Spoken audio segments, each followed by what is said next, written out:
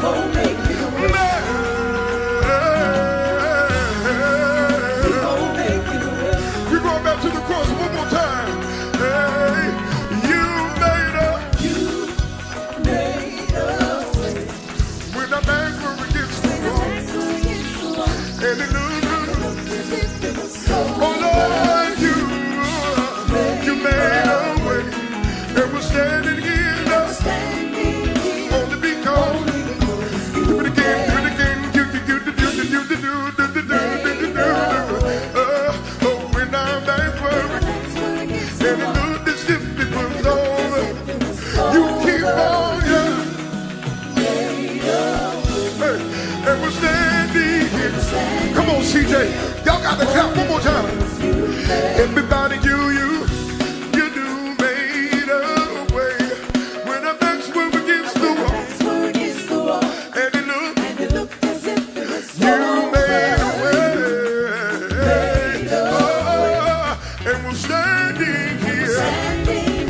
One more time. Hey, you made a way. Hey, when our backs were against the wall, we gotta go. And it looked as if you made it. And we're standing here. Let's go. Only because you made a way. Cause you move mountains. Hey, cause every waterfall with your power. You perform miracles. There is nothing. Hey.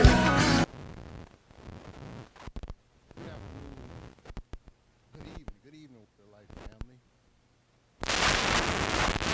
Another opportunity tonight.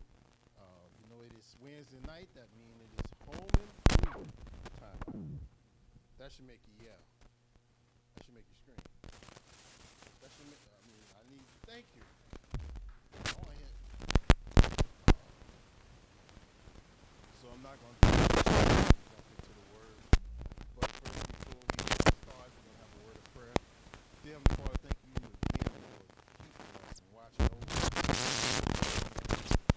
For this opportunity for this day, Lord, we're grateful and thankful for you for being there for us in the midst of it all, Lord. We don't know what kind of days everybody had, but we're just grateful and thankful that you were there and you were present in our life. So right now, Lord, as we go into your word, Lord, we pray that someone is blessed by it. Amen. Amen. Woo. I'm excited tonight. Woo. I see you, Sister LaShawn.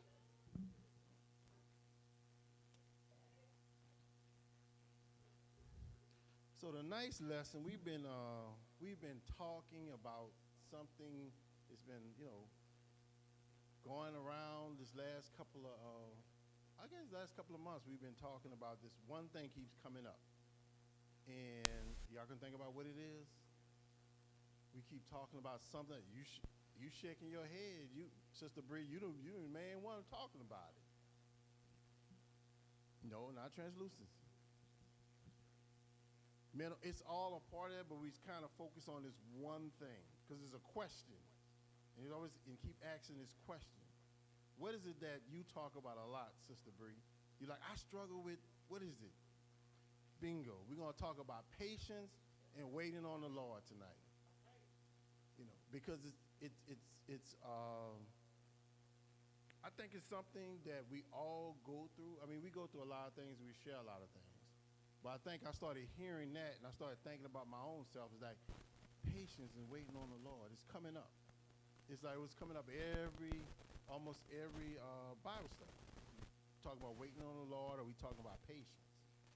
So I started to focus on that. So I was saying, why is that coming up so much? Maybe we need to just expand and talk about it a little bit more. So tonight, we're still in our play series, a playlist series, and Pastor E, he hasn't released us yet, so I have songs for days. So I'm like, all right, just keep it coming. So So we all familiar with different songs, especially when we come wait on the Lord. You know, I was talking to my mom. It's like, what's that? First thing people think about? Um, Fred Hammond and John P. Key. Yeah, wait on the Lord. And then Donnie McClurkin and Karen Clark Shears has wait on the Lord. So those are kind of like, oh yeah, when you talk about wait on the Lord, that's what people lead you. But that's not why I'm being led to tonight. Tonight's we're going Bible lesson based on Brian Courtney Wilson's "Waiting to Turn." And when I started analyzing, I started thinking about it. It's just putting a little different spin on waiting on the Lord. Something that exists is something that we know, but we don't focus on. So tonight we're gonna dive into that because the song, because of I'm gonna go with some of the lyrics, just because Fred Hammond and John P. Key, they that wait on the Lord, should renew their strength. They should mount up on wings just like an eagle at soar. They should run and not be weary. They should walk and never faint. They that wait on the Lord, and I said wait on the Lord. Wait on the Lord by Donnie McClurkin and Karen Shears. Sometime in life you find you get in a hurry, but when you have assurance, no need to worry. You can wait on the Lord. You'll see he always keeps his word. You must, and you just need to trust him. Don't be dismayed. Patient in time of trouble, trust and believe in him. So those are normally things I hear. When you talk about wait on the Lord, people say, hey, be patient, read your word, trust your word. This is, it's coming. Your blessing's coming.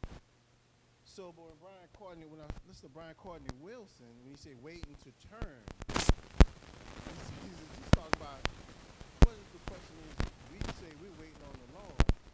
What about the Lord waiting on us? Are we self-examining ourselves? We are so focused on what's going on and us waiting on the Lord. It's funny because my mom was talking. She was like, yeah, we wait on the Lord. And then we get frustrated and just we going to do it. Isn't that the normal reaction? The lesson I was going to do before was it's a right and a wrong way to love somebody. But remember that by Keith Sweat? And I was thinking about it in terms of waiting on the Lord.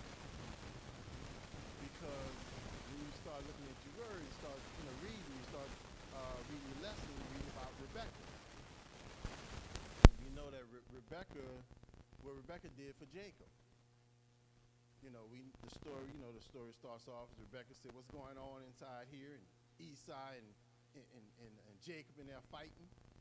And God says, the younger will serve the older. Ain't that right, P.A.? I said that right?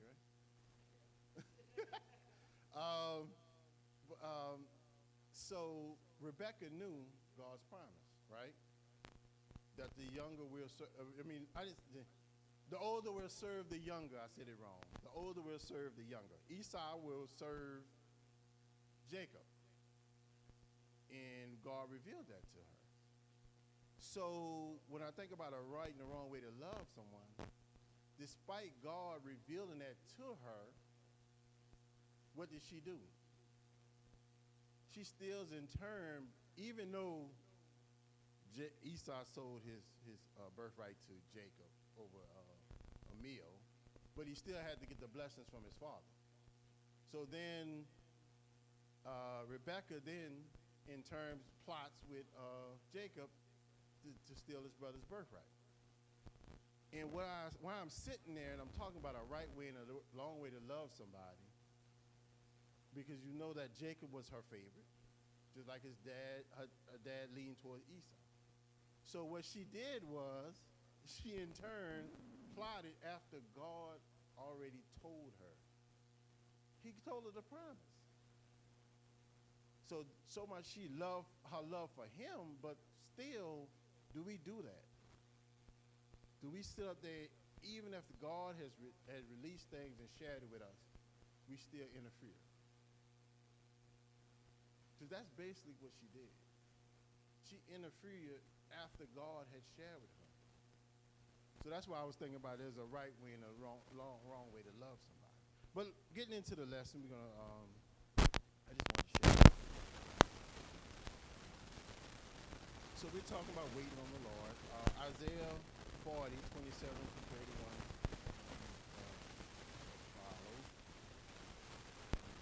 Why do you say, Jacob, and speak of, O Israel, my way is hidden from the Lord? It is my just claim is passed over by my God. Have you known? Have you not heard? The everlasting God, the Lord, creator of the ends of the earth, neither faint nor is weary. He understands the unsearchable. He gives power to the weak, and to those who have no might he increases their strength. Even the youth should faint and be weary, and the young men should utterly fail. But those who wait on the Lord should renew their strength. They should mount up like wings, like eagles. They shall run and not be weary. They shall walk and not be faint.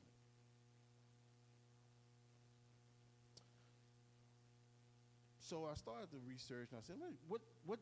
So I came across this definition of a biblical definition of waiting. So the biblical definition of waiting is an active verb indicating that to wait is to be aware through all of your senses of what is occurring around you and discerning the right time to do the next thing.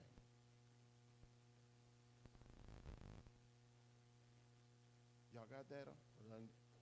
Say it one more time? Okay.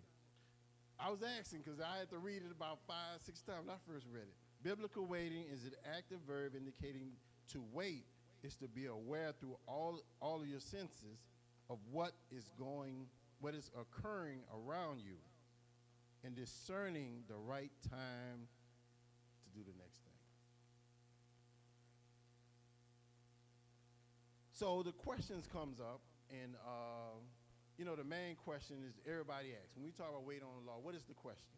What's the first question come to mind? Why does God make me wait so long? Normally when you ever having a conversation about waiting on the Lord, that comes up. Anytime you talk about, I'm tired of waiting, I'm tired of waiting. Why do I have to wait so long?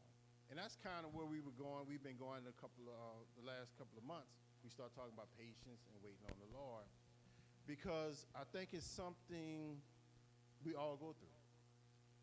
We all go through that moment when God's made a promise. We believe the promise, but yet it hasn't come to pass yet. So why does God make us wait so long? God allows us to wait for different reasons. Right? God gives his people a promise, and sometimes it takes years to happen. Although it doesn't make sense to our eyes when we have to wait so long, God always have a reason for allowing the time to pass before fulfilling his word. And when I tell that story, when I think about I was actually thinking about Tyrone Jr. in a conversation me and Tyrone Jr. had. For you, that's Tyrone Senior, Deacon Tyrone Hatton's son, and that's Sister LaShawn's son. He's in the service, and he was a faithful member here before he left to go to the service. And we had a conversation one time, and we were talking about how he had to wait when he was joining the service. He had to wait when he was ready to go. How long he had to wait? Maybe 2 years. And there's always something going on where they was putting him on hold, and he had to wait. And he was saying, he used to struggle through that time. And I told him one time, and I said, I was thinking one day, because the one thing about it, he was faithful. And he was here. And I know y'all might not believe it, but there was a time when the home improvement, it was like 2 of us in here. We were like, man, somebody going to show up tonight? I had to be here because I was on home improvement. At PA, PA used to be coaching, and a lot of the games used to be falling on Wednesdays. So, but I used to sit, sometimes I used to sit, and Mother Scott was faithful, you were, but Mother Scott, different things that, had activities. Stuff. But I knew he would be there. And we would sit here sometimes at Bible study, just me and him, with a lesson prepared, just looking at each other. And I told him, and we were talking, I said, you know what? God do different things for different reasons. I said, I was getting frustrated so much, I wanted to go to PA and say, let's stop doing Bible study. Let's stop showing up because people not showing up. I'm feeling like it's a waste of time. I feel like I'm wasting my time because I'm over it and I have to be there regardless. But I said, but when I pulled up and he was always here. And I said, I'd say maybe God was holding you up to hold me up. Because I feel that I might have been on my breaking point. That maybe I might not be in this place right now. Sitting here right now in Word of Life or teaching this lesson. I told him, I said, so you never know what God is doing. Because he made him a promise. And he believed in it. But look how long it took. I said, but for a year, you was holding me up, brother. So, and when we talked about that, he was kind of like, wow, D, I never thought about it. I say, it hit me one day. So you never know what God is doing in your life. And you never know that sometimes he's waiting on you to bless somebody else. Or he's waiting on you, or to keep somebody, uphold somebody. So you're ready to go to your promise, but God's saying, I need you here right now for this. For you to keep this sustained. So the next question, I got three. We're gonna jump in the conversation. I just got three. What is the importance of waiting? Why can't we just get it now? Why is it so important to wait? Why do you think God makes us wait? Lessons to be learned. And one thing we need to when we think about waiting is not something that happens once, right? We don't just wait on the Lord for one thing. Waiting is something that happens more than once. So it's an experience. So we have to wrap waiting up into an experience. This is something we experience, and the experience we're going through with the Lord. Waiting is a way of life and a posture of the heart. Waiting is humility and reverence in action. When we choose to wait upon God, we acknowledge that his thoughts and his ways are higher than ours, Isaiah 55, 8, 9, and that he, meaning God, works for the good of those who love him, Romans 8, 28. I read a quote one time say, waiting upon the Lord is like resting in him while he's recharging our batteries.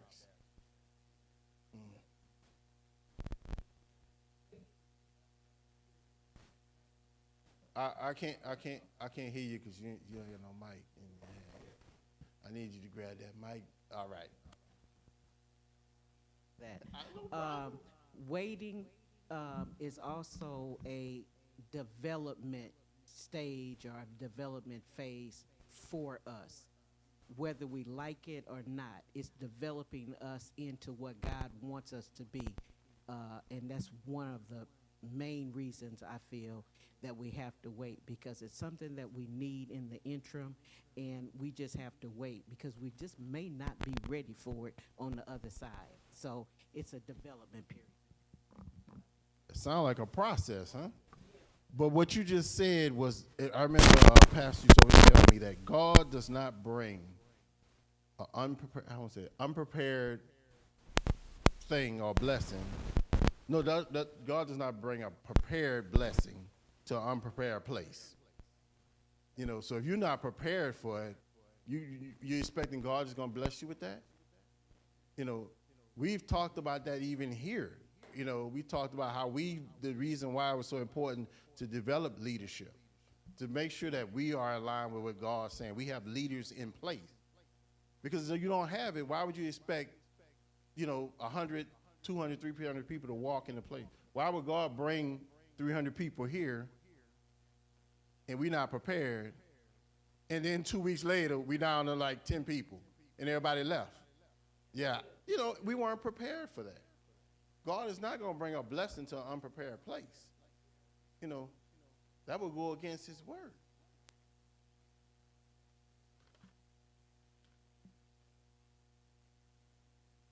Of course, take your mic.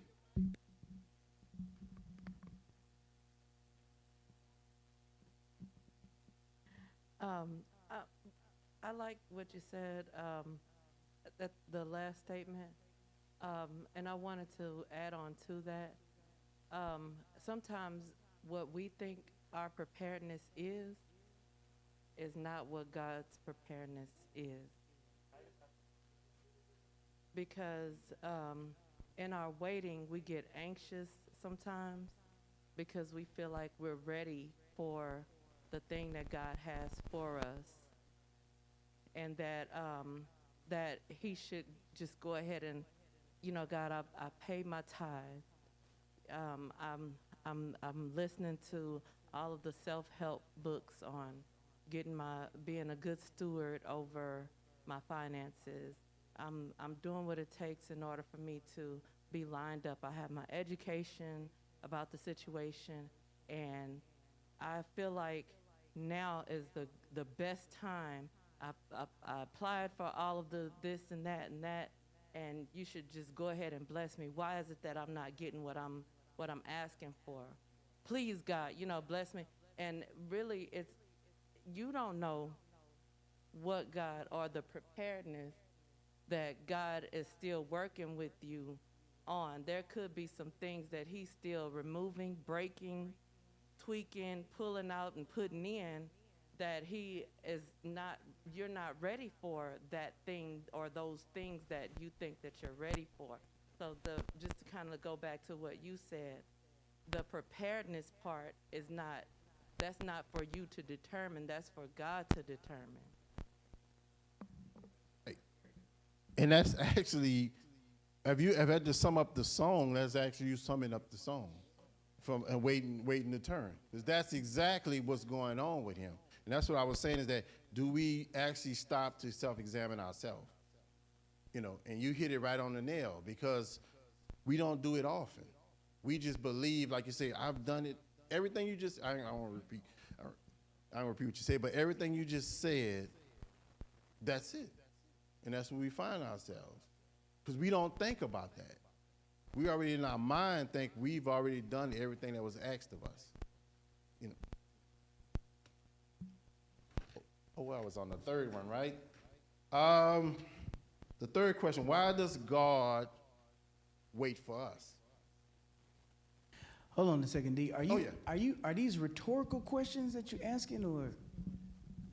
Actually, no. I mean, I have, but I like the opportunity for people to share. Okay. I mean, because I was going to read it, then we're going to come right back next to saying, I was going to ask you the questions afterwards. Okay. But I like the idea of people jumping in now, because I don't want you to give y'all what my answers are. Y'all just like, well, Deke, is that is? Yeah. So now the floor is open. You sure? Having a conversation. We having dialogue. Okay, so here's the thing. What? Huh? Oh my gosh. Okay, so here's the thing. I have a scenario that all of us have dealt with. Have you been in the house with somebody who's cooking something? Okay? And when they're cooking something, they prepared the dish, they put it together. Let's say they're baking something, or a crock pot. And they prepared the dish, they put it in, and they're busy doing something while they're doing it, while it's cooking. And so they tell you, hey, can you go and check and see if that chicken is done? Can you go and check and see if that soup is done? Now, when you go to the soup, when you go to the chicken, if you like me, I really don't want to do it because I wasn't cooking that dish. So I don't really know if it's finished or not because you prepared it. nor do I know how long it's been in there because you prepared it. So if I tell you that it's done and it ends up not being done, it's going to be my fault that we have an undercooked meal. I'm speaking in regards to this preparedness, that God is cooking up your destiny. And we keep trying to take his recipe into our hands. It's supposed to be my alma, I forgot. We keep trying to take his recipe into our hands, and so we're trying to check it for him. Oh God, it's done, it's done, it's done already, it's already done. My blessing is finished, it's complete. Life now is sweet and my joy is complete, for I am saved. No, it isn't your recipe. And so when it's not your recipe, you really don't have what it takes to determine whether or not it's prepared sufficiently. Why? Because it ain't your recipe. And there are many times that not y'all, but us, keep taking ourselves out of the stove and out of the crock pot because I'm finished now. I get it. But the oven still ain't beeped yet. You think you're burning, but God is finishing. Because finishing can be uncomfortable sometimes. Because I feel like I'm finished. My patience tells me, because it's gone now, I'm done, God. I'm good. Stick a fork in me, as my dad used to say. I'm done. Yeah, all right. In your eyes. Because again, we never really know how much God is preparing for us. And so, like the example that you use with that birthright and those different types of things, and the prodigal son, is that we keep settling for an immature blessing. It is not finished yet, but we want to take it as is. But God didn't call us as is. He did not give you a scratch and dent destiny. He gave you a prepared destiny that was prepared specifically and tailor-made just for you. So here we are settling for the pawn shop when he really called you to Neiman Marcus. Yes, sir. Go ahead. Well, I said I wasn't even going to talk. But I just, God directed me to Bible study. I haven't been to Bible study in, woo. And so I spoke with Deke earlier, and I just felt led to come tonight. So y'all talking about me, okay? My dad died in November. My husband, he passed away in our house. My husband and I are in the process of selling our house because we just can't stay there anymore. So, we've been looking at all of these houses. Oh, we fell in love. They got pools. They got all this. And for the first 24 days, we didn't have nobody to come by and even look at our house. And I'm like, come on now, this is decent. So I kept wondering. I'm like, okay, I did my finances. I tithe, I make sure of that. I tithe. I'm trying to be a good steward over everything. But yet and still, I couldn't figure out why no one was coming to look at our house. So then, my A-type personality went through. I had the realtor to take down pictures because, first of all, I didn't like them. But I had her to redo the pictures, so she had a photographer come and take some pictures. So they did that, put it up. The first open house we had nobody to come. I mean, literally, I just couldn't figure it out. So I kept going and going. Last Saturday, we had our second open house. We had 3 people coming in. And people are starting, but what my point in telling y'all all of this is that God does, he makes you wait because he doesn't feel that you are ready for the blessings that he's giving you. So along the way, there are little lessons that my husband and I are learning along the way that's going to prepare us for our, next home. So that's all. I mean, patience is something I don't have. I'm just going to be frank. I don't have. And so God is teaching me that, you know, and teaching. My husband has all the patience in the world. I don't. So complete opposite. So God is teaching us lessons along the way. You talking about Deacon Hatton? Yes. Patience and Deacon Hatton? Well, okay, let me rephrase that. Around me. All right, yeah, say around you. Okay. With me, he has patience. I got the magic touch. But that's all I was saying was that.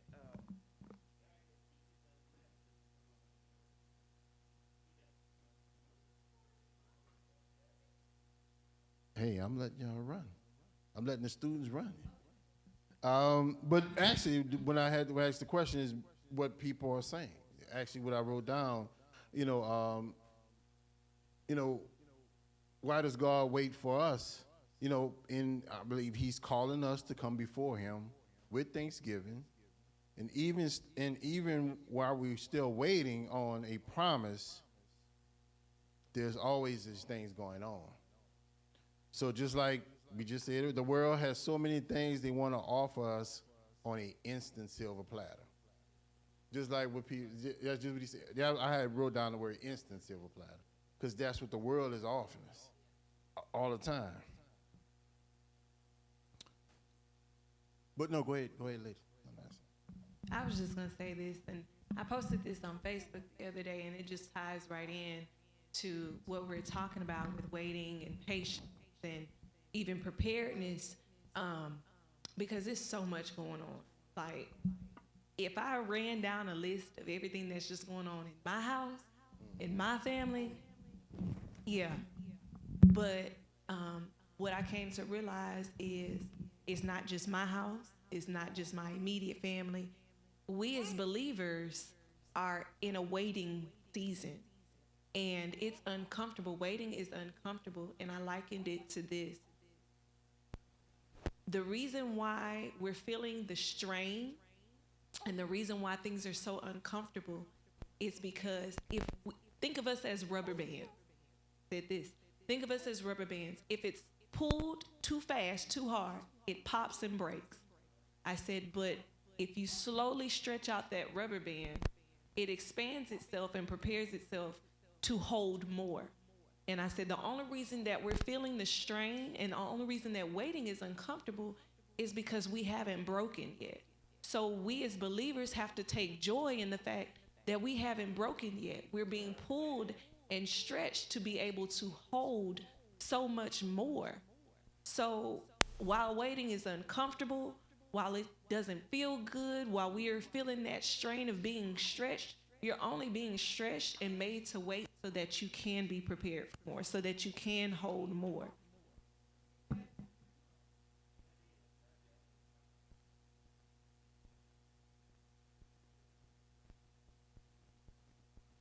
So as we went through those three questions, there's one thing I wanted to ask.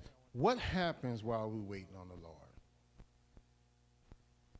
What happens in that chaotic period? Seems like when you're waiting on the Lord for something, it's always a chaotic period going on. Even though if you created it. Sometimes your faith is tested. Faith is tested. And I love this part of the song because he talk about fighting invisible giants while you're waiting. You know, those invisible giants, doubt, fear. I had my invisible giant, procrastination.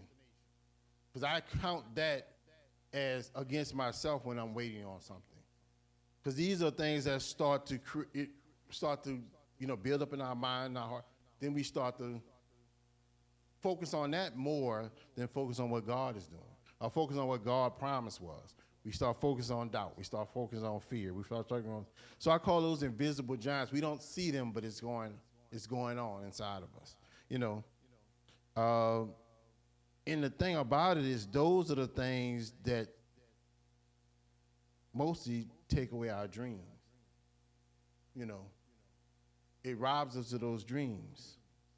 So we always have to be mindful that we don't be pushed around by fear and doubt, you know, in your mind. but led by the dreams that's in your heart. Because God sees your heart. You know, he made you a promise. He knows what's going on in your life.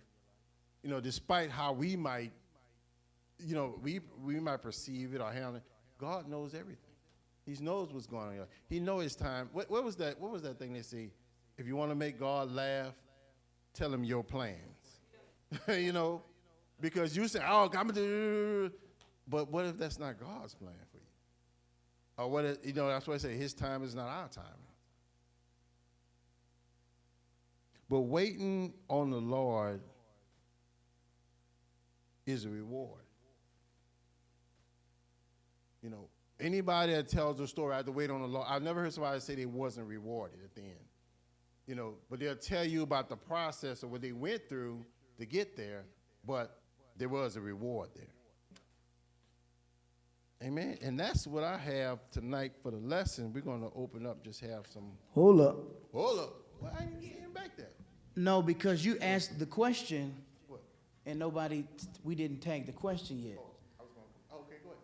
No, because you asked, what do you do while you wait? Oh, I did ask that question. I Yeah, just and asked that. like my mind started reaching because I knew I was trying to think for something and I couldn't figure it out. And then it came to me. There's no greater example or answer to that question than Noah. It's Noah. Noah is the answer to your question. What do you do while you wait? God, hey, Noah, it's going to rain. Take the gopher wood, take all this stuff. He gave it all up. I need you to build the ark. Go get the animals, bring them in 2 by 2, because it's going to rain. It's a drought. There is no rain, God. He's teaching him patience. He's teaching him waiting. And he tells him, while you wait, prepare, for what I told you is getting ready to come. So what you do while you wait is to prepare for what you're already believing that God is going to do. Instead of sitting, instead of waiting, instead of complaining, instead of getting aggravated, be like Noah. Start building what you're expecting God to bless. So I'm going to start doing it already beforehand, because let's just be honest. If I have faith for it, my biggest exercise in having faith for it is to make room for whatever I'm having faith for. It would have been very easy for Noah to say, I don't see no rain, so I'm just going to wait till it starts raining. Well, if I wait till it starts raining, it is now too late. So if I'm expecting God to do this, listen, that's what a baby shower is. A baby shower means in 9 months, it's going to rain. So if you know it's going to rain, pee and poo-poo diapers and clothes and growth, all this kind of stuff, prepare for it. So I grab everybody else together. Hey, y'all, 9 months, it's going to rain. Help a brother out. It's the same scenario that I'm believing. So if I believe that God is going to do it, then I better start getting ready for it. I have a lot of stuff to get ready for. I have a lot of stuff to prepare for. So let me get ready. There's an old hood adage. The old hood adage goes like this. It says, stay ready, so you don't ever have to get ready.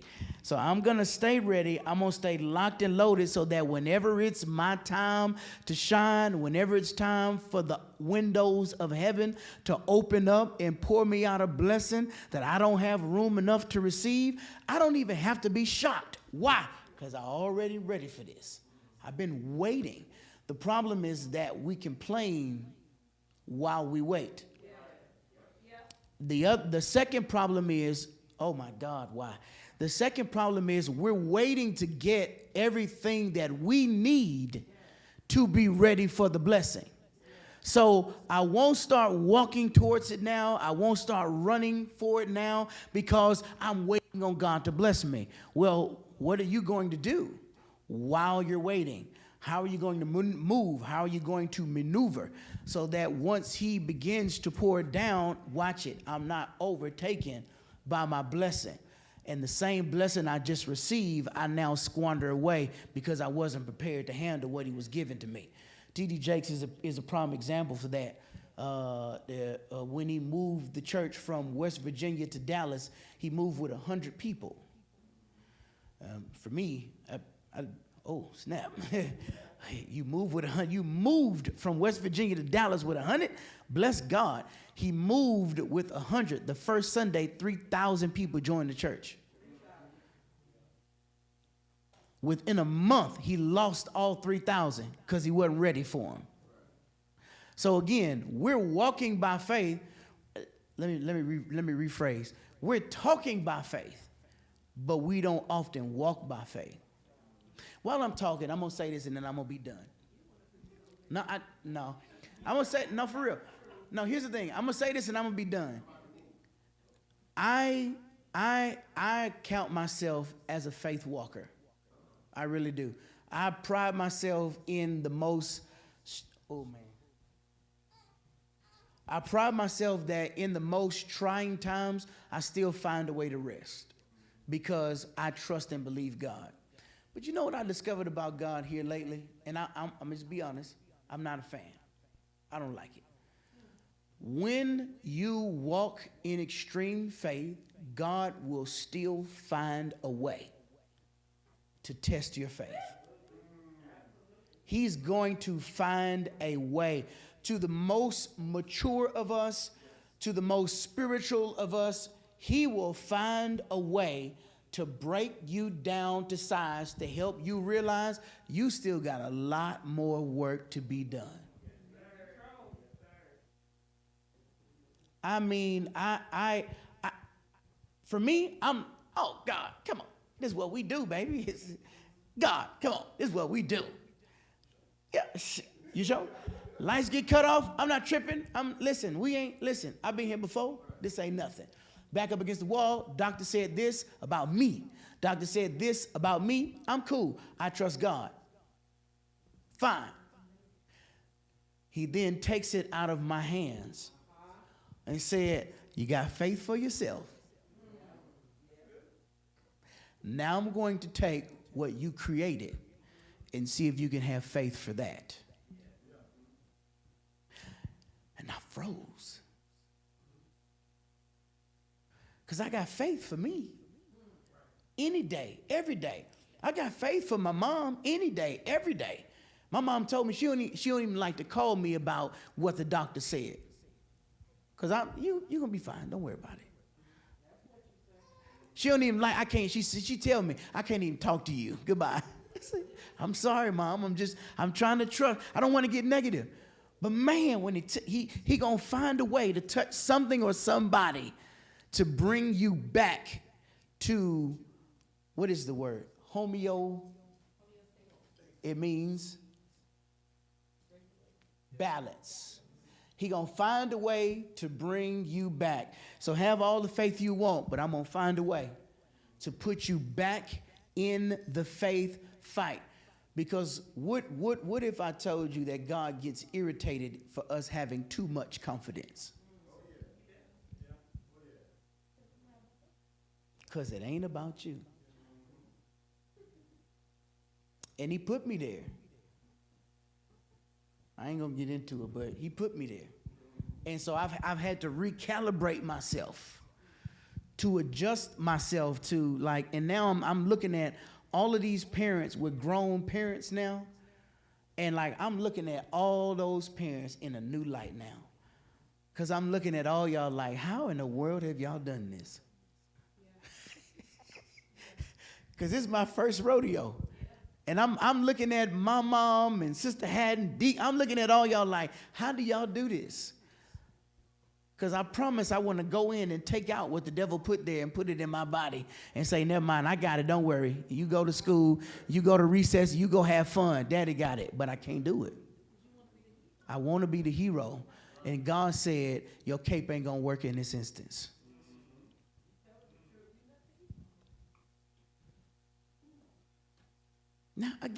Now, so answer my question. Where does a hero run to when he discovers he can't be a hero? That's lady, Sonny. I think on the opposite end of that, I think it's the Job situation too. We have so much faith and we trust God so much. And then Job went through a lot. Lord, I'm not Job, okay? Don't try me like that. But have you tried my servant Job? I think sometimes God uses us as an example to show others, you can trust me. You see them trusting me. You see them going through this. You see them dealing with it. You can trust me. And it's not always about, sometimes it is about breaking us down because sometimes we get ahead of God in thinking we're the hero. But sometimes it's also to show to others who are doubting God that he can be trusted. Here's how you trust God. Here's how you walk blindly through things that seem impossible. Here's how, even when you lose everything, you still hold on to God's unchanging hand.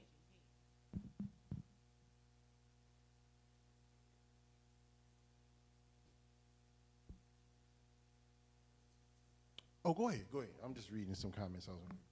Also, in the while we're waiting and holding on to God and going into the building part, as PA said, we have to also be mindful to build on our prayer life. We have to build on our fasting habits, not fasting like, being careful not to roll into the way that the world fasts for dietary reasons, but to fast for the purpose of getting closer to God so that we can hear what he has to say in the period of our building, and also building, being in the prepared place, or preparing and building it, being mindful to stay and move into the spiritual places and not be carnal minded in our building as well, because that is so important that we maintain the spirituality part of it, because the world does things differently than the way that we do when it comes to preparing and building. But we have to, just like with Noah, he was up there, he was preparing, he got all the gopher wood, he was building, he was doing it. And then meanwhile, people were coming by and being nasty to him, laughing at him, spitting on him, all of these other things, because of the fact that he was having to go through some things, and people are gonna see you go through those things in the midst of you preparing for what God has in store. But meanwhile, we have to stay steadfast and unmovable in that building portion of where God has for us to be. Yeah, that is good. Amen. Pierre, you see the question that Sister Chantel asked? Get it, elaborate a little bit more. Oh, no, I thought. Can I ask? Oh, will we fit anybody else still answering that question? Or can I? Okay. Sister Chantel said, "Can I ask you how you adjusted? Because it's the unknown of adjusting, and it's a hard road."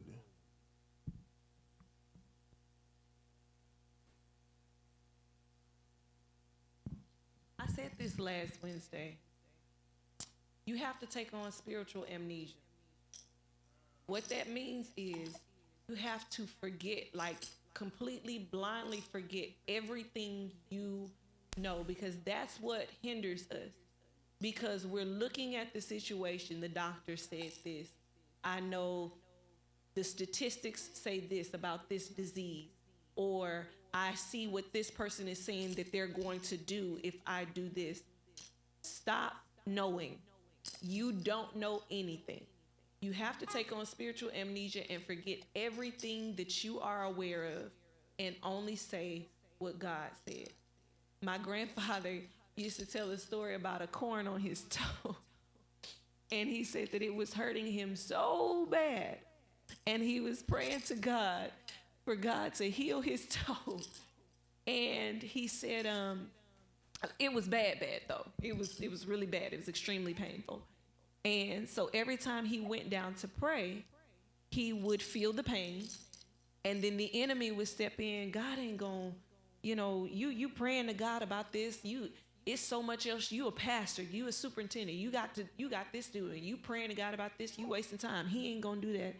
And every time my grandfather would just go back to the word. This is what God said. Forget what I feel. Forget what I see. This is what God said. And I think that that's how you adjust. I think that that's how you are able to push through, because you have to break away from our feelings. Our emotions take over a lot for us. I'm a very emotional person. My husband can attest to this. I am very emotional. And my memories are, I guess you could say, downloaded and backed by my emotion. I remember things by how they make me feel. So if something negative is happening, it's always going to play in my head. It's always going to come back to my remembrance because I feel so bad about it, God. And I'm looking to God like, you got to help me. This is happening and that's happening. But I started adjusting by saying, you know what? It doesn't matter what I see. It doesn't matter what I feel. God, you said that you would that I would prosper, even as my soul prospered. That's your highest thing for me, that I would prosper and be in good health, even as my soul prospers. So I don't care what the situation looks like. I know what your word is for me. I know what your plan is for me concerning it. And that's what I have to walk on.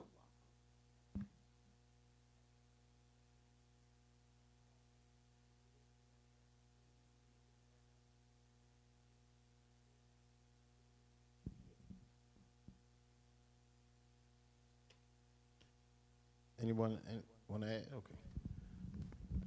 I got another question.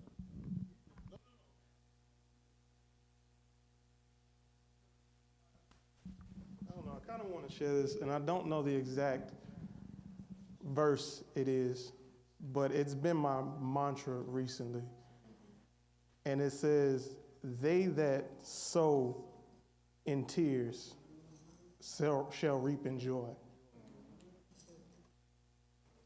And I don't know why. This may be off topic, but I feel like, when things get rough, when things get hard, just extremely difficult, for every tear you cry, God is going to give you a testimony.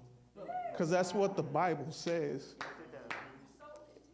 Every tear that you sow, you're going to reap in joy. So for those who are going through something, and for those where it's extremely difficult, just remember that, because it must be something awesome for you to go through what you're going through. Amen to that. For I reckon that the sufferings of this present time shall not be compared to the glory that shall be revealed.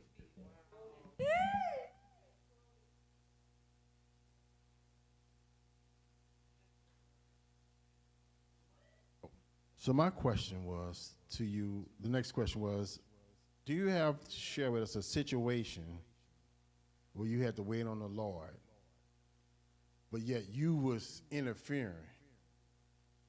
And what happened and what did you learn?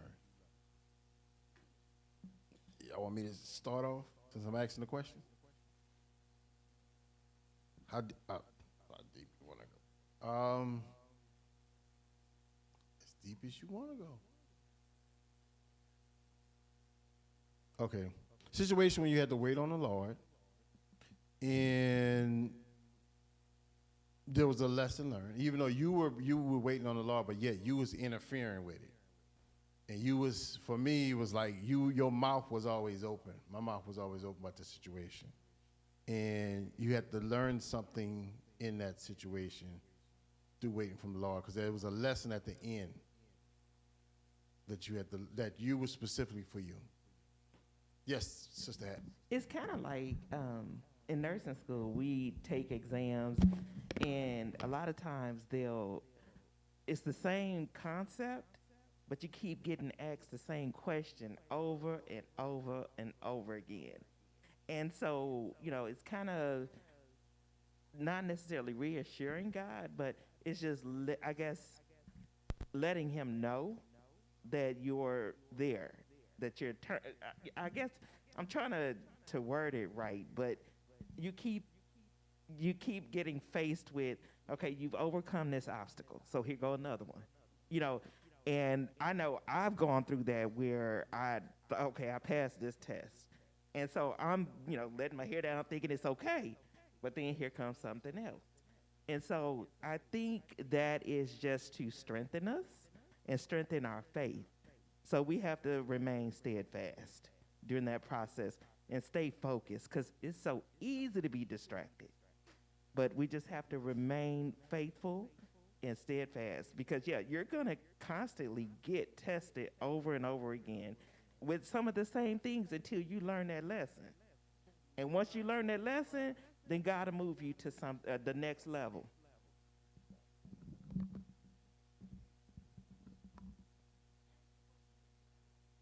I didn't write it down. I came off the top of the dome. It was a situation where you had to wait on the Lord, and you interfered in waiting on the Lord through that situation. And what did God teach you, and what did you learn with that outcome? So for me, it was like one of the first times I had to learn how to wait on the Lord. Because I think sometimes you have to learn how to wait on the Lord. And for me, it was, I graduated college, and I was like, man, they're going to be lining up. But I did something stupid. And I mean, me and my boss talk about it. We both graduated from Xavier in the same accounting. And he was like, I'll tell a story. And he was like, that was your fault. Because me and Xavier got this hate relationship right now. They call and ask me for alumni. I'm not sending y'all nothing. You going to come to that? Maybe I'm going to come. Maybe I won't. I get my friends texting, you going to show up? Maybe I will. Maybe. I said, man, you still mad with the university? I said, yeah. Because what I did was, it was, in your senior year, you would sign up, and they would have recruiters come in. You have to go to the interview. So I went one day to the recruitment office. I said, I don't feel like talking to them. So I scratched my name out. So the head recruiter, she called me from the university. You don't have the right to do that.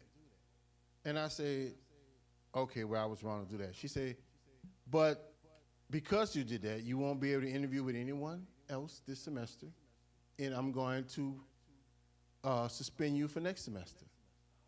And I looked at her, I said, I'm a senior. She said, okay. That means I have no more interviews on this campus. She said, okay. So I'm looking at her, she's like, I don't understand what the problem is. And I was like, she said, I have the right to do that. And that's what the problem is between me and Xavier, and between me and her too. Because my boss thinks she's the greatest thing since sliced bread. I regress. But so after that, it took me a year to find a job. Because when I didn't do it, of course, I didn't start preparing myself. I just was like, okay, went the next semester, chilling, doing it. The summer came around, and I know my mama listening. And I'm not going to say you gave me bad advice, Mom, but she was like, enjoy the summer. Take some time. She just say, your behind need to find a job. That's what you need to do. And I took that summer off, and then came around, couldn't find a job. A whole year couldn't find a job. So I was slipping in depression. I have an accounting degree. I slipped into depression. Finally got a job. Finally got a job teaching. So teaching at John Mack, which at the time was rated the worst high school in New Orleans, I was teaching there. And I was like 22, and I'm walking down the hall with like 18, 19, 20-year-old people. They're looking at me, so I walk in the room, I'm like, this Miss David, they're like, what's up, bro? That's it to a girl saying, hey, what you doing? What you doing after class? Hey, I'm the teacher, I'm the adult here. And they're like, what you talking about, adult here? So to get to the waiting part, so after the year, I told them, I told everybody, I'm not coming back here next year. I'm going to get another job. I'm not coming back here next year. I'm not going through this. Came back the following year. Who's walking through the door? Me. End of the year, I promise y'all, I'm not going to be back here. I'm going to have to find another job in my field. I'm going to be doing it. Next year came around. I'm walking back through the door. So at the end of that year, I understood what God was doing in my life. So I said, you need to be quiet, be thankful for what you have, and wait to see what God has for you. So that's how I went in the summer. Next year, I was right back at that doggone school again. Like, God! But I didn't complain. I worked. At the end of the year, I didn't say anything. Next year, I was back there again. So then at the end of that year, I wound up getting an interview for an accounting job at a school. And I went, and I got the interview, and they was offering me the job, but then they found somebody else and offered her the job. And I was like, okay, well, I still got my job at school. But then the day before school, they called and asked me, well, she decided to go to the Lusher. So I wound up going to Audubon. So I took the job. So I went back to my job. I started to be encouraged just to tell them that I'm taking another job. So I get there, and this is how God just moves. When I get there, I go talk to them about the job, and they say, well, they had cutbacks and this and that. So we gave your job to Mr. Such and Such. I forgot the guy's name. I said, what do you mean? It's like, you don't have a job here anymore. And I said, how long you knew this? We knew this since May. So all of summer, you telling me I didn't have a job? They said, yeah. But that would have been a breaking point for me, y'all.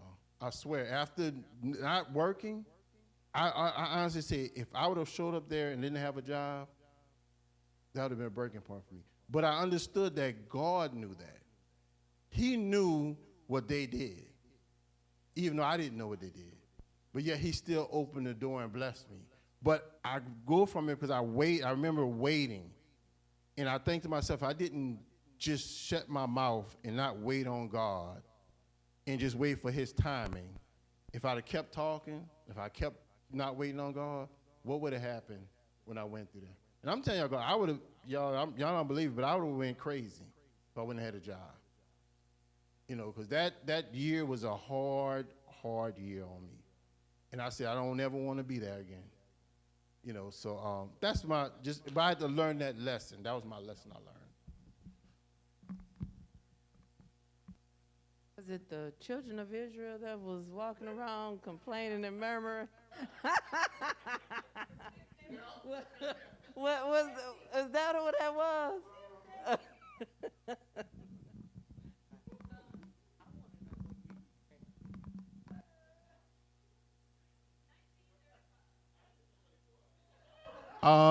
I graduated 2 years before PA.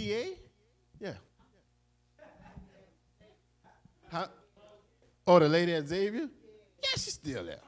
Her disgusting self. I graduated in 91. No, she retired with her disgusting self. Nah, she was, huh?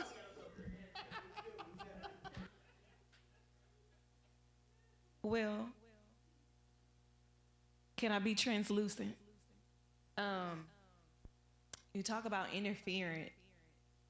Up until recently, in these last couple of months, maybe within the last 7-8 months, going on a year, I've actually learned how to really have discernment and hear God.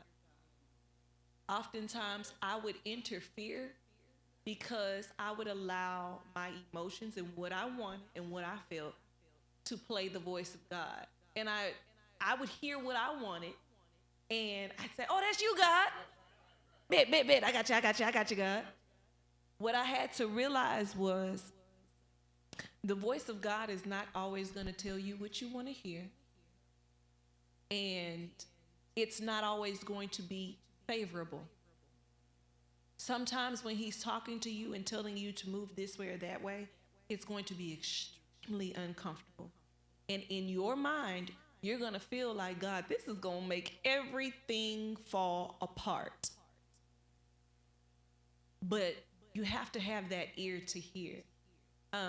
Like I said, within the last couple of months, I've learned to have that ear to distinctly hear God. And that's not bragging or showboating or anything like that, because I'm 30 years old and I'm just now having that, experience to where I can clearly hear God and not interfere with what I feel like should happen, not interfere with what I want. Just understanding that it's not always about waiting to hear the good. Sometimes he has you waiting, and what you're going to hear is not favorable. It's not good in our eyesight, but we have to be able to listen to him, to have that ear. And I think that that's what a lot of our interference is. We are not listening for God. We listen for ourselves, and we turn around and make ourselves God because that's what we want. So, okay, God, that's what you said. I'm going to do that. No, it's not him. It's you. And you need to sit down, shut up, and wait.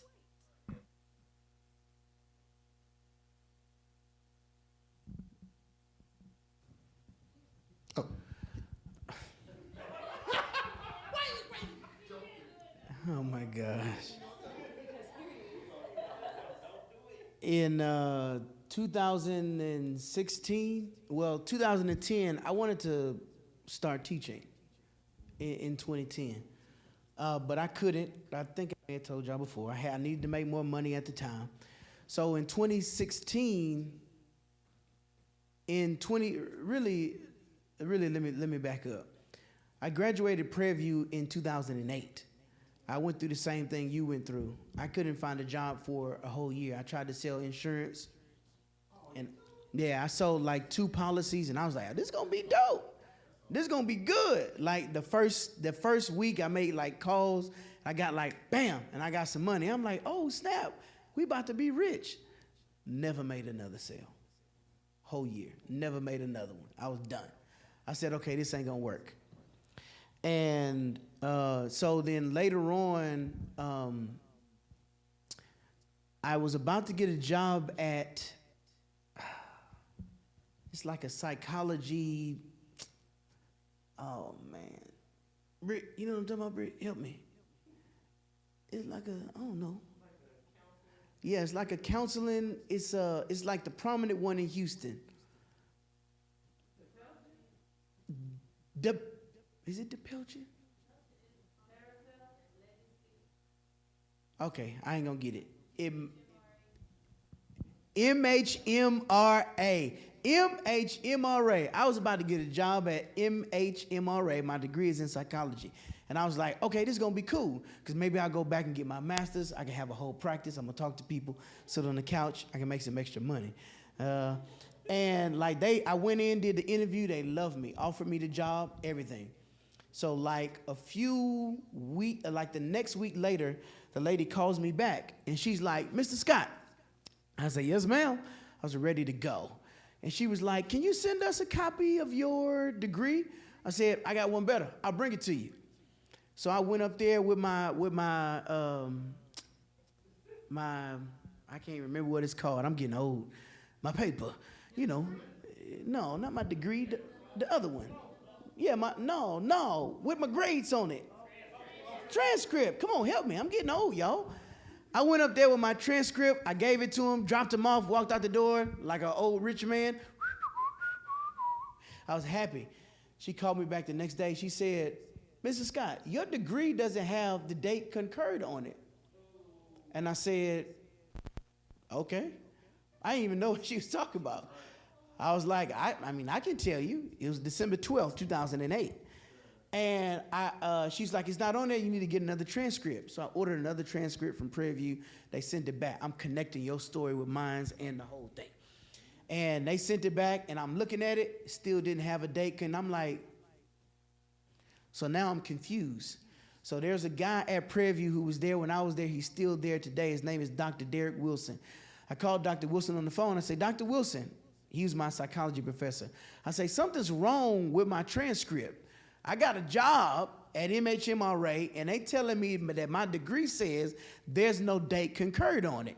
So at the time, I'm like really young. I'm like, I don't know what you can do, but I need you to call them and tell them the date is concurred, all right? You was there.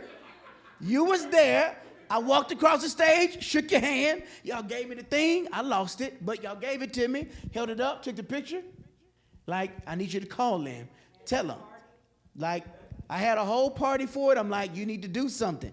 I got my pictures on Facebook. All this time it's been done. Come to find out, they went to the records and everything like that, and there was 6 hours that they missed. It was 6 hours that they missed. They had told me, I walked across the stage. 6 credit hours that they had missed in my degree audit. They had went through, said I was finished, I was done. They missed 6 credit hours. So from 2008 to 2014, I thought I had a degree, and I did not.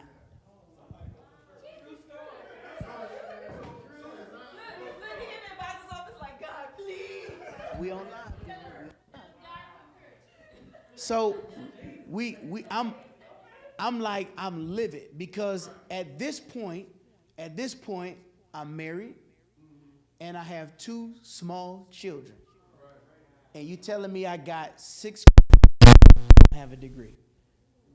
I was when I tell you piping mad, I mean piping mad. And I'm trying to, I'm using everybody. I'm using all the professional people. I'm using thugs. I'm using, the people that fuss at customer service. I'm calling them. Can you call up the Prairie View? I need some, because I only got so much fuss at customer service because I'm like, all right, I see y'all ain't going to do what I'm asking you to do, so I'm not going to keep going back and forth with you. I'm not going to waste my time. And I got small children at the time. That happens, and then I also get laid off from my job at the time.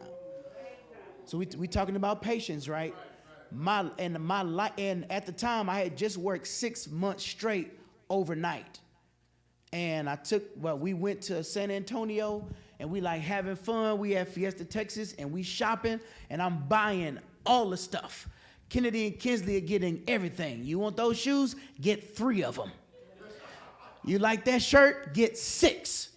I'm buying. I literally, in a matter of maybe 2 hours, I spent $5,000. I had made a lot of money because I was working overnight. I spent $5,000 in 2 hours. Buy 6 of them. I felt like the man. I really did. You want to get a new car? Let's do it. And I had to leave my phone at the hotel. Got back to the hotel. There's a voice message. My boss's name at the time was Karl Marx. He left a message on my voicemail. He said, hey, Anthony, I know you just came off nights. We don't have any room on days, so we got to lay you off. Just like that. Left a voicemail. He didn't even talk to me. We got to lay you off. Don't come back Monday. I said, hey, take those shoes off. We got to take it back. No. Don't take that shirt off. Stay with the tag back home. They got to go back to the store. They got to go back. So I'm trying to take all this stuff back to the store. Some of it they won't take because they done already creased the shoes because they throwing it up in the air. I'm like, oh my goodness, this is really bad. And it was all a patience and a working together for my good thing happening. Because when I got laid off, it was my opportunity to finish the 6 doggone hours that they missed. Yeah. So here I am at the time, grown man, sitting in class with 18. Now they were like what you call prerequisites. They were like normal classes. So at the time, I'm 26, 27 maybe, and I'm sitting in the class with an 18-year-old in Intro to Communications. So we got to do the speech, and we got to get up Freshman year, and I'm in there with a bunch of freshmen. Like I don't really like speaking in front of people or whatever, but like I'm a pastor, and I don't really like I'm like, but I was so mad. It's little girls in the class like, why you look old? Like you look a little old. Like I'm like.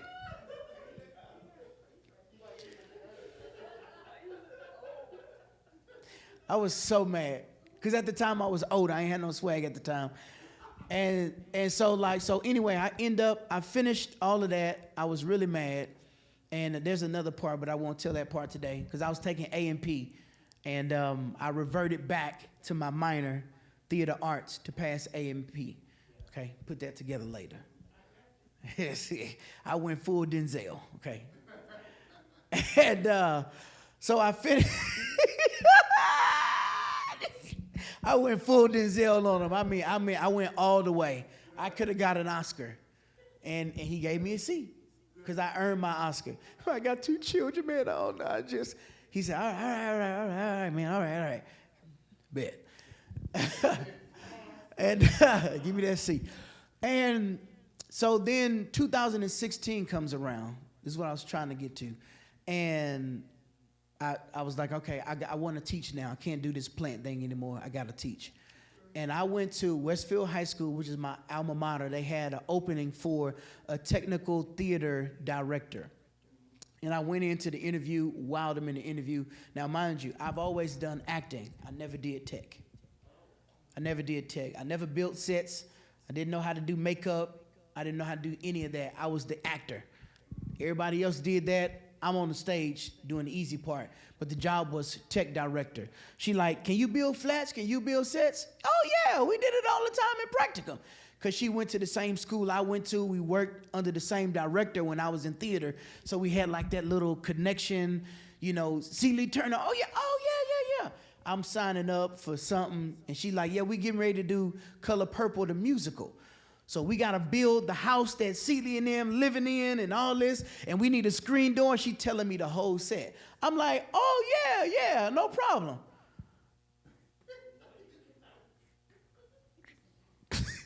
I can't build nothing. And I went back to the plant the next day, took off for that interview. I went back to the plant, went to my boss's office. Hey, Andrew, 2-week notice, brother. I'm out. I'm going to teach. I'm done. Don't call me no more. I'm not working no more nights. I'm finished. This is my 2-week notice. It's been fun working with you. Gotta go. I get to work the next day. I get a call on my phone. Hey, Mr. Scott, you haven't passed your content test yet.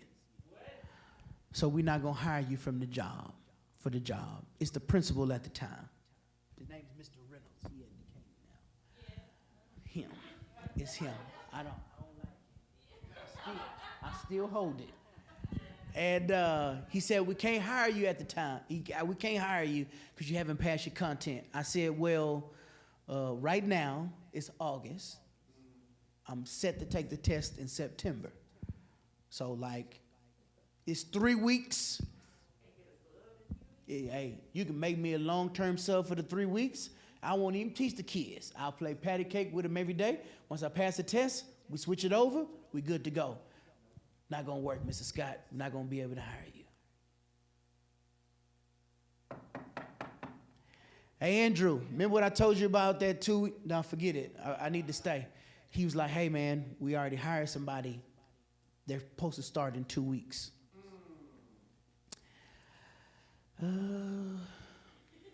Please. Please. I got kids. Please. What can you do? Patience. I had to work a whole nother year. And the atmosphere there was completely shifted because I had told everybody I was leaving. I'm done. A couple people I didn't really fool with.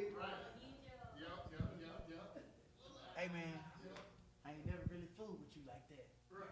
They'd be lucky I only see you inside these gates. If I ever see you outside, it's me and you. That's what I was saying. And I had to come back, take it all back. Hey, I need to stay. But you know what I realized, and I realize it like today. Every day I realize it now.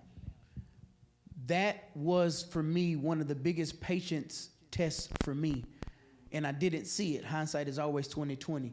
I was never supposed to be a technical director at Westfield High School. It was meant for me to be a coach at Klein Intermediate Middle School. That was the destiny and the plan that God had for my life. And while I was mad and I was irritated and I was trying to do everything, like we said, to change it, because I went and took the test that September and I didn't pass it. And I'm like, come on, man, I know this stuff, all right? I know this stuff. It's a monologue, okay? It's a duet. I know this stuff. I get it. It's called blocking. You get on stage, they tell you where to go. It's called blocking. I know it. And I failed the test. And I failed it again. Passed it the third time. And then I realized that that was the reason, because even when I started at my job now, I wasn't coaching. I was doing theater. See, I thought that I was going to be the next big director. That wasn't God plan for me. Yeah. That's the reason why I do it here, because I realized it wasn't for me to do there. Yeah. And it didn't dawn on me at the time because I had so much going on. I'm like, God, why you keep telling me no? Why are you stopping me? You know I've been wanting to do this for 7 years now. So why block me? Why stop me? Why do this? Why do that? It was because where I am now was God's destiny for my life. And in technical, theater and sports are both UIL. And you can't do both because they won't work together. So you can't direct theater and coach because they both require too much time. But God worked it out so much for me that when I first started, I was getting both stipends. And I wasn't supposed to. I was getting 2 stipends for theater and 2 stipends for sports, stacked on top of each other. And it was saving my life because there was some other stuff coming out my check. It was making up the difference for it. And it happened all in the right time. It stacked all right on top of each other. So when that left, this came to help me continue to be able to live my life. And it was such a blessing. And I realize now why I didn't get that job. Because I just knew it. Oh, man, I'm going back to my alma mater. So Westfield, this is going to be great. This is a success story. I get to go back to the black and red, the Mustangs. Oh, man, this is going to be great. When I was at Westfield, this was our rival. We used to get in fights after the game. And I say all the time now, because people, man, how you do it, man? How you wear that green and gold? Hey, brother, they pay me. They pay me. Not only, that was almost 20 years ago. You still holding on to that?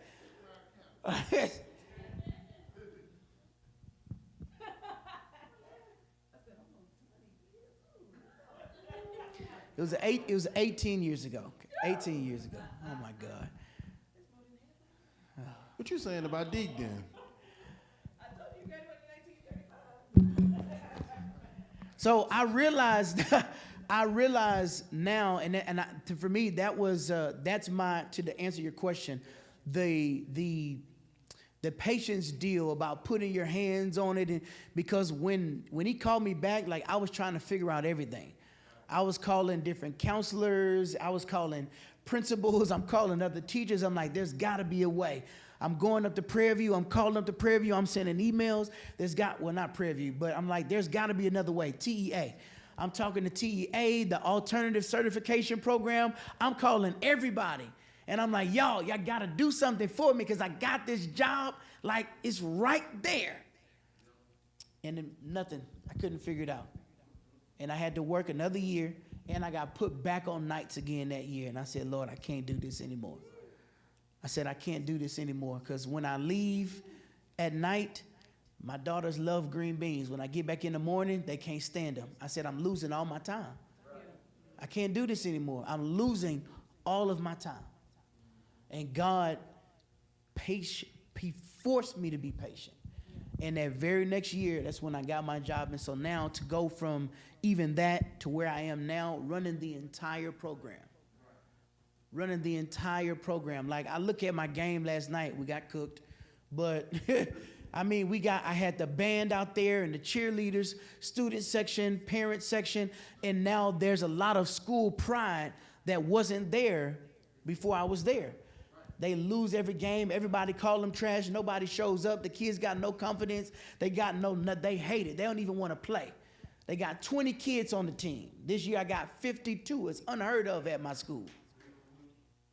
And now I'm walking back and forth with these guys, and I'm talking to them in the huddle about manhood, not about X's and O's. This is what makes you a man. You learning how to take a loss and recover from a loss. That's my destiny. That was what God wanted me to be doing.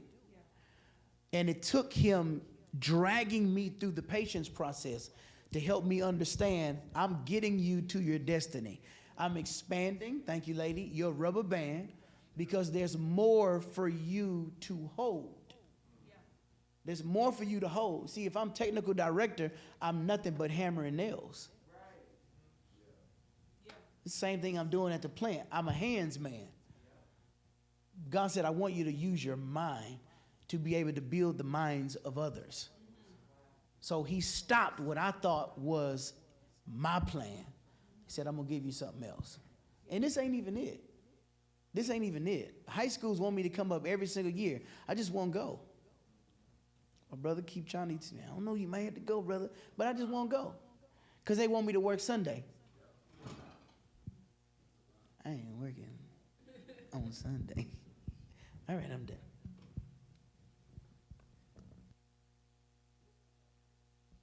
Anyone else? Anyone else want to add anything? No? We done for the night? Y'all want to hear a funny joke before? No, that's all right. Y'all want to hear a joke? Because PA, you know what the funny thing about life is that sometimes those jobs you worked before you got to the job you have, I don't know, because back in the, we kind of older, so we wanted to have, some of you guys went straight to the job you want. But, I used to work, I don't know if you remember this. It was called Methodist Psychiatric Pavilion in New Orleans East. It's a psychiatric. I know I'm much older than you. But there was, so I used to work there, right? That was one of the jobs I had before I got in accounting. And my friend, Clarence, I mentioned Clarence, got me the job. My man Clarence, he the one got me the teaching job. So my man Clarence got me over there at the psychiatric ward, and everybody was like, wait, what's your degree in? Accounting.